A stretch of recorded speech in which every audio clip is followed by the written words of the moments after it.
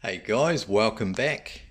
As you can see, we've got a brew day underway. I'm currently doing a 60-minute mash at 66 degrees Celsius in the old urn here, doing a brew in a bag. So yeah, before we get into what I'm brewing, the recipe, etc., just wanted to say that this is part of a 28-day brew challenge, which is being run by BrewTube Official, which is a Facebook page. I'll put a link to the Facebook page below if you're not familiar with BrewTube Official.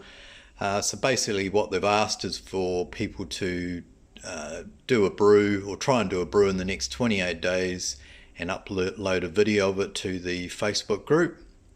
And that's pretty much it. It's just to encourage people to try and get it back into brewing if they haven't been brewing for a while. So yeah, even if you don't brew or don't upload a video, you might be interested in the videos of other people's brew days. So yeah, like I say, check out the link below.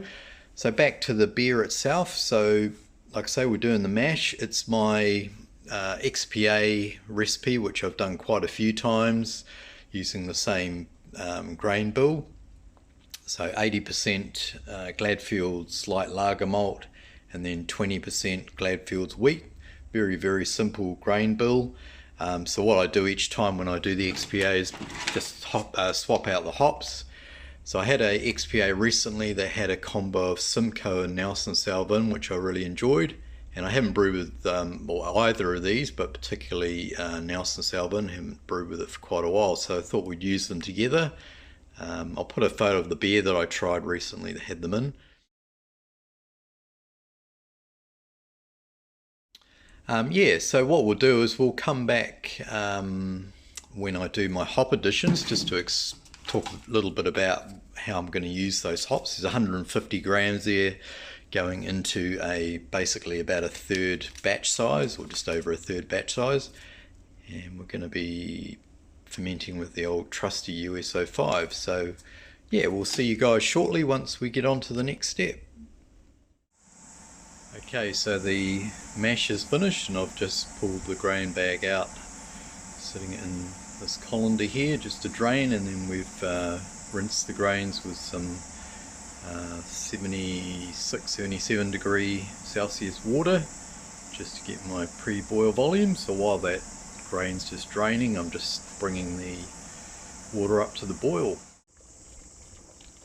Okay, so as you can see, the boil is underway. Nice vigorous boil there, which is great. Now I'm just doing a 30-minute boil, mainly because of the size of my urn here, and I don't want to boil off too much liquid. Doing a 30-minute boil in here hasn't been an issue for me, especially with that nice rolling boil. But you might want to do your regular 60-minute boil.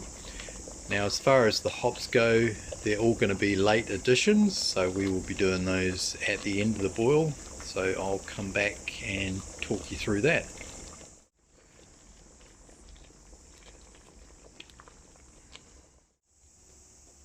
Okay, so we've come to the end of the boil, so let's turn the power off.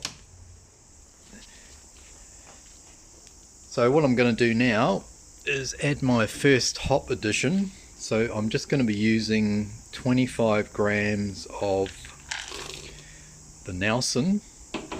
So this is mainly to get my bittering. So we'll put that in at post-boil temp for 9 minutes to get my bittering, and then we're going to come back with the rest of the hops and add those in shortly. So we'll see you then. So what I've done to cool the liquid down to below 80 degrees, I've liquored back with some cold water.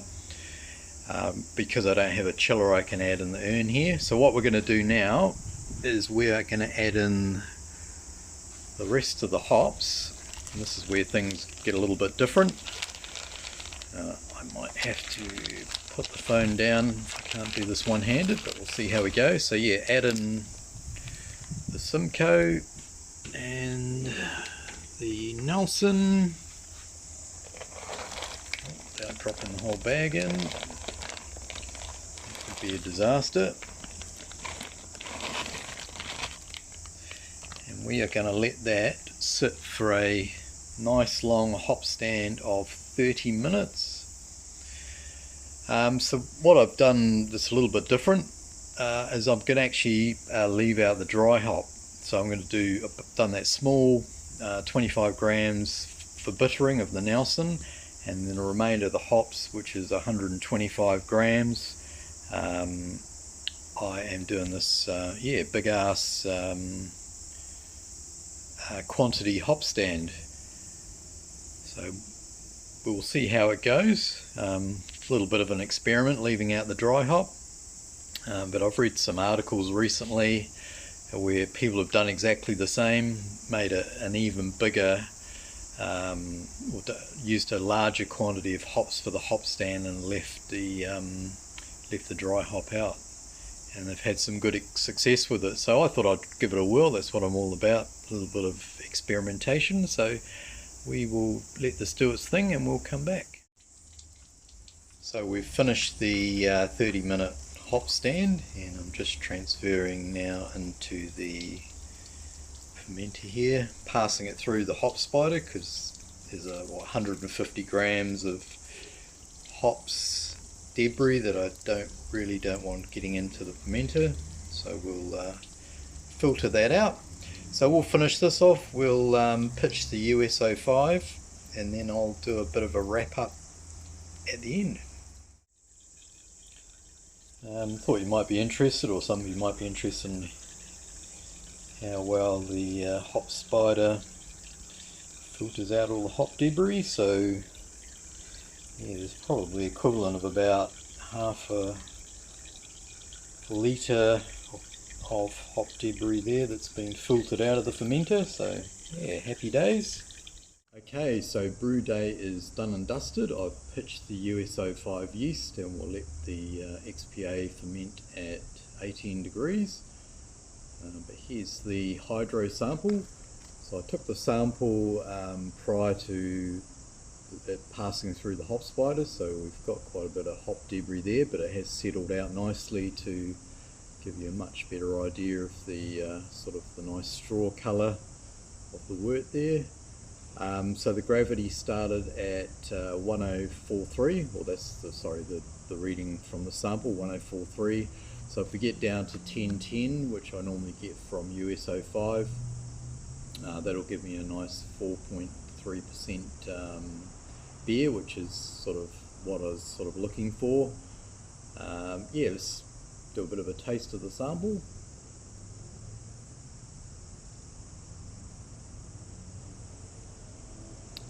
So yeah, there's a good little hit of bitterness there, 25 IBUs. I'm also getting some nice hop flavour there, which you can probably imagine I would do with that much hop debris in the bottom. But the sample tastes good and promising. So yeah, looking forward to seeing how that hop combo of the Nelson and Simcoe works together. If it's anything like the commercial beer, the Chillax XPA that I tried, I'll be very happy. So yeah, stay tuned for the tasting video in a couple of weeks, and if you've got any questions, sing out. I'll put the recipe basics in the video description below, so check that out if you want to, and enjoy the rest of your weekend. Cheers guys, over and out.